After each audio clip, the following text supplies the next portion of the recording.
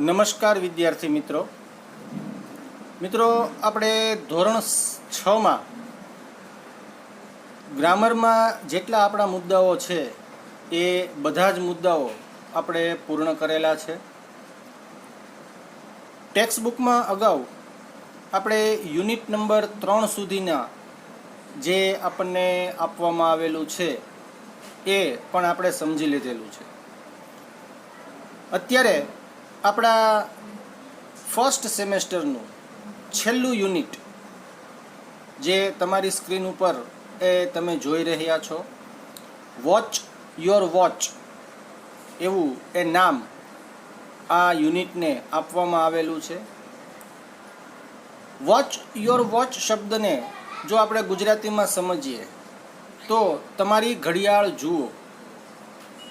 જ્યારે પહેલો વોચ શબ્દ છે એ ક્રિયાપદ તરીકે જોવું એવા અર્થમાં છે, અને બીજી વખત યોર પછી જે વોચ શબ્દ વપરાયો છે એ ઘડિયાળ માટે વપરાયો છે. મિત્રો, આપણે જે વોટ ટાઈમ ઇઝ ઇટ નું પ્રકરણ ગ્રામરની અંદર જે આપણે સમજ્યા છીએ, જે આપણે શીખી લીધેલું છે, એના ઉપર આધારિત આ યુનિટ જે છે એ હવે આપણે સમજવાનો છે. એની એક્ટિવિટી 1 અહીંયા એ તમે જોઈ રહ્યા છો કે તમારી સ્ક્રીન ઉપર એ દેખાય છે. આપણે એક્ટિવિટી 1 જે છે એ શું કહેવા માંગે છે એને એ સમજીએ. તો એક્ટિવિટી 1 આપણને લખેલું છે સૂચનામાં, આ રાઇમ ગાઓ. અહીંયા જે કવિતા આપણને આપવામાં આવેલી છે, જે કાવ્ય આપવામાં આવેલું છે, આપણે એ કાવ્ય જે છે એને ગાવાનું છે. The town clock says 6 o'clock. Town clock એટલે શહેરની અંદર આવેલી જે ઘડિયાળ છે, ટાવર સ્વરૂપે આપણે ચિત્રની અંદર એ નીચે જોઈ શકીએ છીએ. નીચે જે આપણને અહીંયા ચિત્ર આપવામાં આવેલું છે તમારી ટેક્સ્ટ બુકમાં, એ તમારું ધ્યાન હશે જ તો તમે એ જોયું હશે કે નીચે જે આપણને ચિત્ર આપવામાં આવેલું છે એમાં એક ઘડિયાળ એ દર્શાવવામાં આવેલી છે. બારીની બહાર એક જે ટાવર છે એમાં એ ઘડિયાળ દર્શાવે છે કે જે ઘડિયાળનો સમય અહીંયા સેઈસ એટલે કહે છે એવા અર્થમાં નહીં, પણ એ દર્શાવે છે સમય 6 o'clock કે એમાં 6 એ વાગ્યા છે. The kitchen clock says 8 o'clock. જ્યારે રસોડાની અંદર જે દિવાલ ઘડિયાળ એ રાખવામાં આવેલી છે એ 8 વાગ્યાનો એ સમય દર્શાવે છે. Daddy's watch says 7 o'clock. જ્યારે પપ્પાની ઘડિયાળ, કાંડા ઘડિયાળ જે છે કે જે પપ્પા એ પોતાના હાથ ઉપર બાંધે છે, એ ઘડિયાળમાં એ 7 વાગ્યાનો સમય છે. 3 ઘડિયાળો અલગ અલગ સમય એક જ સમયે દર્શાવી રહી છે. ટાઉન ક્લોકમાં 6નો સમય દર્શાવાય છે. કિચન ક્લોક રસોડાની જે ઘડિયાળ છે એમાં 8નો સમય દર્શાવાય છે. જ્યારે ડેડીની જે વોચ છે એમાં 7નો સમય દર્શાવે છે. I hope I won't be late. અહીંયા કવિ પોતે એવું કહે છે કે હું એવી આશા રાખું છું, આઈ હોપ, હું એવી આશા રાખું છું, આઈ વોન્ટ બી લેટ, કે હું મોડો નહીં પડું અથવા તો મોડી નહીં પડું. Mummy says that 1 is past and 1 is 1 hour late.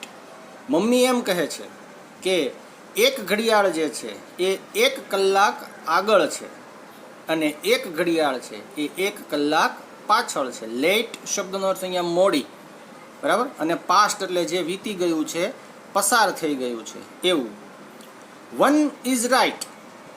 એક ઘડિયાળ જે છે એ સાચી છે. But which is it. પણ તે કઈ ઘડિયાળ છે કે જે ઘડિયાળ એ સાચો સમય દર્શાવે છે? I really do not know. હું એ વસ્તુ સમજી શકું નહીં, મને એ સમજાતું નથી કે કઈ ઘડિયાળ એ સાચી છે. તો મિત્રો, તમે અહીંયા જુઓ તો 3 અલગ અલગ ઘડિયાળ છે કે જે 3 ઘડિયાળની અંદર અલગ અલગ સમય એ દર્શાવાયો છે. તમે જ વિચારો તો તમારી દૃષ્ટિએ કઈ ઘડિયાળ જે છે એ સાચો સમય દર્શાવે છે. આ કાવ્ય પંક્તિઓને આપણે સમજી તો એમાં જુઓ 3 ઘડિયાળો છે. ટાઉન ક્લોક જે છે એમાં 6નો સમય દર્શાવાય છે. રસોડાની ઘડિયાળ છે એમાં 8નો સમય દર્શાવાય છે, જ્યારે પપ્પાની ઘડિયાળ છે ડેડીસ વોચ એમાં 7નો સમય દર્શાવાય છે. જ્યારે આ વસ્તુની વિશે કવિ જે છે તરીકે અહીંયા એક નાનું બાળક, જો નાની બાળકી જે છે એ આપણને દર્શાવવામાં આવેલી છે ચિત્રમાં, તો એ મમ્મીને પૂછે છે તો એના મમ્મી એવો જવાબ આપે છે 1 ઇઝ પાસ્ટ, એક ઘડિયાળ છે એ 1 કલાક આગળ છે, એન્ડ 1 ઇઝ 1 અવર લેટ, અને એક ઘડિયાળ છે એ 1 કલાક પાછળ છે. બરાબર. તો તમે જુઓ તો 3 ઘડિયાળમાં વચ્ચેનો જે સમય દર્શાવે છે એ ઘડિયાળ સાચી હોય ને. એક ઘડિયાળ છે એ 1 કલાક આગળ છે, એક ઘડિયાળ છે એ 1 કલાક પાછળ છે. એટલે કે પપ્પાની ઘડિયાળમાં જે સમય દર્શાવાય છે 7નો એ સમય સાચો છે, અને ટાવર ક્લોકમાં જે સમય દર્શાવાય છે એ 1 કલાક પાછળ છે, જ્યારે રસોડાની ઘડિયાળમાં જે સમય દર્શાવાય છે એ 1 કલાક આગળ છે. બરાબર. આ પ્રકારે આપણે સમય જે છે એ જોતા આપણા ચેપ્ટરની અંદર એ સમજેલું છે. એ પછી એના બીજા પેજ નંબર ઉપર, એટલે કે પેજ નંબર 37 પર જો આપણે ટેક્સ્ટ બુકમાં જોશું તો એમાં આપણને સૂચના આપેલી છે કે તમારા શિક્ષક નીચે જેવા પ્રશ્નો પૂછશે, ચિત્રની મદદથી તેના જવાબ આપો, તે જવાબો અને કવિતાને આધારે નીચેના કોઠામાં વિગત ભરો. બરાબર.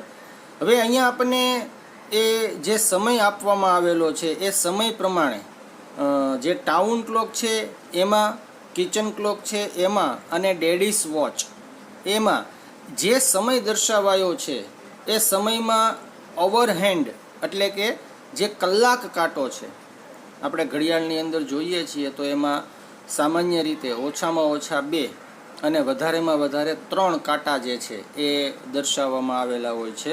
બરાબર. જેમાં જે સૌથી નાનો કાંટો છે એ આપણે ઓવરહેન્ડ એટલે કે કલાક કાંટા તરીકે એ ઓળખીએ છીએ. જે મોટો અને પાતળો કાંટો છે કે જેને આપણે મિનિટ હેન્ડ તરીકે ઓળખીએ છીએ, અને જે એકદમ પાતળો કાંટો હોય છે એ સેકન્ડ હેન્ડ. બરાબર. એટલે કે સેકન્ડ કાંટા તરીકે એને ઓળખવામાં આવે છે. સામાન્ય રીતે મિત્રો જ્યારે આપણે ઘડિયાળમાં જોઈએ છીએ તો એ સમયે આપણે કલાક કાંટો અને મિનિટ કાંટો આ બંને કાંટા, એટલે કે જે લાંબો કાંટો છે એ અને જે ટૂંકો કાંટો છે એ, આ બંને કાંટાઓને જોઈ અને સમય જે છે એ જોતા હોઈએ છીએ કે ઘડિયાળમાં કેટલો સમય થયો છે. તો અહીંયા પણ આપણને એ જ રીતે કોષ્ટક જે આપવામાં આવેલું છે એમાં 2 ખાનાઓ આપેલા છે, તમે જોઈ શકો છો. એક છે ઓવરહેન્ડ એટલે કે કલાક કાંટો કે જેને શોર્ટ હેન્ડ તરીકે પણ ઓળખવામાં આવે છે. બીજો છે મિનિટ હેન્ડ એટલે કે મિનિટનો કાંટો કે જેને લોંગ હેન્ડ તરીકે પણ ઓળખવામાં આવે છે. હવે તમે જુઓ તો ટાઉન ક્લોક જે છે એની સામે એક કોષ્ટક જે છે એ ખાલી છે, જ્યારે મિનિટ હેન્ડના કોષ્ટકમાં 8:12 લખેલું છે. બરાબર. તો આપણે ટાઉન ક્લોકમાં 6 વાગ્યાનો સમય દર્શાવે છે, જે મિનિટ હેન્ડ એટલે કે જે મિનિટનો કાંટો છે એ 12 ઉપર છે. તો કલાકનો કાંટો એ કેટલા પર હોય? તો ત્યાં આપણે જવાબ છે બોક્સમાં 8:06 એવું લખવાનું થાય ને. જ્યારે 6 વાગે છે ઘડિયાળમાં ત્યારે જે કલાક કાંટો છે એ 6 ઉપર અને મિનિટ કાંટો જે છે એ 12 ઉપર હોય છે. તો આપણે તમે જુઓ તો અહીંયા 8:12 લખેલું છે ટાઉન ક્લોકમાં, પણ ટાઉન ક્લોકનું ઓવરહેન્ડનું જે બોક્સ આપવામાં આવેલું છે એ બોક્સ ખાલી છે. તો ત્યાં આપણે 8:06 પેન્સિલથી લખી નાખશું. એ પછી હવે કિચન ક્લોક અને ડેડીસ વોચની અંદર જે સમય દર્શાવાયેલો છે, બરાબર, એ સમય આપણે લખવાનો રહેશે આમાં. તો કિચન ક્લોકની અંદર ઓવરહેન્ડ, બરાબર, કલાક કાંટો છે એ કિચન ક્લોકનો સમય છે 8 વાગ્યાનો દર્શાવવાનો છે. બરાબર ને. કિચન ક્લોકની અંદર 8નો સમય જે છે એ દર્શાવાય છે. તો કિચન ક્લોકની અંદર ઓવરહેન્ડ જે છે એની અંદર આપણે લખશું 8 AT પછી જગ્યા કરી અને 8 EIGHT, અને એની સામે મિનિટ હેન્ડ જે છે એ મિનિટ હેન્ડમાં આપણે લખશું 8:12, કારણ કે ત્યાં 8નો સમય છે એટલે મિનિટ કાંટો એ 12 ઉપર અને કલાક કાંટો જે છે એ 8 ઉપર એ હોય છે. એવી જ રીતે ડેડીસ વોચ, તો એમાં ઓવરહેન્ડ છે એ આપણે 8:07 એવું લખશું. અને મિનિટ હેન્ડ છે એ આપણે એમાં એટ 12 એવું જ રાખશું, બરાબર. તો આ રીતે મિત્રો અહીંયા આપણી એક્ટિવિટી નંબર 1 જે છે એ પૂર્ણ થાય છે. ત્યાર પછી આપણે એક્ટિવિટી નંબર 2 ઉપર એ આગળ વધીએ. એક્ટિવિટી નંબર 2માં આપણને આપેલું છે કે આ વાર્તા સાંભળો, વાંચો અને ભજવો. મિત્રો અત્યારે વાર્તા આપણે ભજવી તો નથી શકીએ એમ, માત્ર વાર્તા જે છે સાંભળીએ અને આપણે એને વાંચીએ. અહીંયા વાર્તાને ટાઇટલ આપવામાં આવેલું છે સ્પેરોઝ સ્વિંગ, બરાબર. સ્પેરો એટલે ચકલી અને સ્વિંગ એટલે એનો હિંચકો, ચકલીનો હિંચકો. The tower clock in the Juna Bazaar is very old. ગામની અંદર જે જૂના બાજાર નામનો એક વિસ્તાર આવેલો છે, એ વિસ્તારમાં એક ટાવર ક્લોક, એક ટાવરમાં ઘડિયાળ છે, એ ખૂબ જ જૂની છે. વેરી ઓલ્ડ એટલે ખૂબ જૂની છે. All the 3 hands of the clock quarrelled one day. અને આ ઘડિયાળના જે કાંટા છે, ત્રણેય કાંટા એટલે કે મિનિટ કાંટો, સેકન્ડ કાંટો અને કલાક કાંટો, એ એક દિવસ ઝઘડે છે. ક્વારલ શબ્દનો અર્થ અહીંયા ઝઘડવું, અને અહીંયા ભૂતકાળ છે, ક્વારલ્ડ એટલે ઝઘડિયા. એક દિવસ આ ત્રણેય કાંટાઓ જે છે એ ઝઘડિયા. The thin hand shouted. જે પાતળો કાંટો છે એ શાઉટ શબ્દનો અર્થ અહીંયા રાડ પાડે છે, મોટેથી બરાડી અને બોલે છે I am very fast. Second કાંટો છે, થીન હેન્ડ જે છે એ પાતળો કાંટો એટલે કે જે સેકન્ડ દર્શાવે છે કે જે ઘડિયાળમાં સૌથી વધારે ઝડપથી એ ફરતો હોય છે. એટલે પોતે એમ કહે છે કે આઈ એમ વેરી ફાસ્ટ, હું ખૂબ જ ઝડપી છું. ધ લોંગ હેન્ડ સ્ક્રીમ્ડ એટલે બરાડી ઉઠવું, જોરથી બોલવું. જ્યારે પાતળા કાંટા એટલે કે સેકન્ડ કાંટા એવું કીધું કે હું ખૂબ ઝડપી છું, ત્યારે જે મિનિટ કાંટો છે એ આ વસ્તુને સહન નથી કરી શકતો અને જોરથી એ જવાબ આપે છે but I am not very slow, કે પણ હું કંઈ ધીમો નથી, બરાબર ને. સેકન્ડ કાંટા કરતાં મિનિટ કાંટો એ ધીરે ચાલે છે, પણ એનો અર્થ એવો નથી કે એની ગતિ ઓછી છે. The short hand nodded. જ્યારે કલાક કાંટો, શોર્ટ હેન્ડ શબ્દ તરીકે અહીંયા આપણે કલાક કાંટો એ સમજવાનો છે, એ માત્ર માથું ધૂણાવે છે, કંઈ બોલતો નથી, જવાબ નથી આપતો. The thin hand said. પાતળો કાંટો, સેકન્ડ કાંટો જે છે એ કહે છે you all run after me. Second કાંટો એમ કહે છે કે તમે બધા જ એ મારા પછી ચાલો છો, સૌથી પહેલાં હું ચાલું છું અને મારા પ્રમાણે એ તમે બધા ચાલો છો. The long hand said no I have my own speed. જ્યારે મિનિટ કાંટો એમ કહે છે કે ના, મારી પોતાની જ ગતિ છે, હું બીજા કોઈની ગતિ પર આધાર નથી રાખતો, હું મારી પોતાની ગતિએ ચાલું છું. The short hand said nothing. આ સમયે પણ કલાક કાંટો જે છે એ કશું જ બોલતો નથી, એકદમ ચૂપ રહે છે. The thin hand tick tocked. Tick tocked શબ્દનો અર્થ અહીંયા બોલવું, સેડ શબ્દના અર્થમાં એ યુઝ થયેલો શબ્દ છે. I am useful in science and sports. Second કાંટો એમ કહે છે કે પોતાની ઉપયોગિતા જે છે એ વિજ્ઞાન અને રમતમાં છે, બરાબર ને. વિજ્ઞાનની અંદર અમુક પ્રયોગો થાય તો એમાં સેકન્ડોની અંદર એના રિઝલ્ટ્સ જે છે એ મેળવવામાં આવતા હોય છે. એવી જ રીતે કોઈ રમતો યોજાય છે, બરાબર ને, તો એ રમતોની અંદર પણ સમય જે છે એને મહત્ત્વનો ધ્યાનમાં લેવામાં આવતો હોય છે. સેકન્ડના 10મા ભાગમાં પણ રમત જે છે એનું પરિણામ એ બદલી શકતું હોય છે, જુદું થઈ શકતું હોય છે. એટલા માટે સેકન્ડ કાંટો એવું કહે છે કે મારી ઉપયોગિતા જે છે એ વિજ્ઞાન અને રમતગમતમાં એ રહેલી છે. The long hand tick tocked. જ્યારે જે મિનિટ કાંટો છે એ એવું કહે છે I am important for all the people, કે હું તો બધા જ લોકો માટે ઉપયોગી છું. મિનિટે મિનિટ જેમની માટે કિંમતી છે, સમયને જેણે બગાડવો સહેજ પણ નથી પોસાય એમ, એવા બધા જ વ્યક્તિઓ માટે હું ખૂબ જ ઇમ્પોર્ટન્ટ છું, મહત્ત્વનો છું. નાવ the short hand was angry. હવે જે કલાક કાંટો છે એ ગુસ્સે થાય છે. જ્યારે સેકન્ડ કાંટો ને મિનિટ કાંટો પોતપોતાની બડાઈ હાંકે છે ત્યારે કલાક કાંટો જે છે ગુસ્સે થાય છે. સ્ટોપ યોર નોઇઝ, કે તમે ચૂપ થઈ જાઓ, તમારો અવાજ જે છે બંધ કરી દો. નોઇઝ એટલે ઘોંઘાટ, અવાજ. હી કિક્ડ હાર્ડ, એમ કરી અને તે જોરથી લાત મારે છે. કિક મારવી એટલે પાટું મારવું, લાત મારવી. The thin hand and the long hand fell down, અને એનો પ્રહારના કારણે જે સેકન્ડ કાંટો અને મિનિટ કાંટો જે છે એ પડી જાય છે. ફેલ ડાઉન એટલે પડી જવું, ફોલ ડાઉન એનું ભૂતકાળ છે fell down. Kanjibhai noticed this first, Kanjibhai કે જે ત્યાંથી પસાર થાય છે એનું ધ્યાન સૌથી પહેલું જાય છે કે આ ટાવર જે છે એમાં જે ઘડિયાળ રાખવામાં આવેલી છે, ઘડિયાળમાંથી કાંટા એ પડી ગયા છે.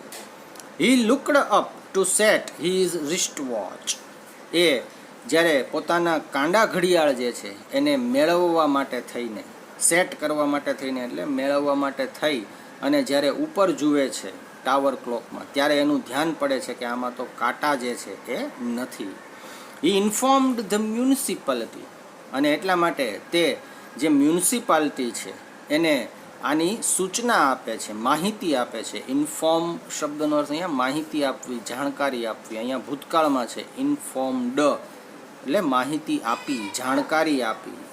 The municipality replaced it with digital clock, જ્યારે મ્યુનિસિપાલિટીને એવી ખબર પડી કે આ ઘડિયાળ જે છે તૂટી ગઈ છે, એના કાંટા જે છે પડી ગયા છે, એટલે એણે એ કાંટાવાળી ઘડિયાળ ત્યાંથી હટાવી દીધી અને એના બદલે ડિજિટલ ક્લોક, કે જેમાં આંકડાની અંદર એ સમય દર્શાવવામાં આવે છે, એવી એક ડિજિટલ ક્લોક જે છે એ ત્યાં ફિટ કરાવી દીધી.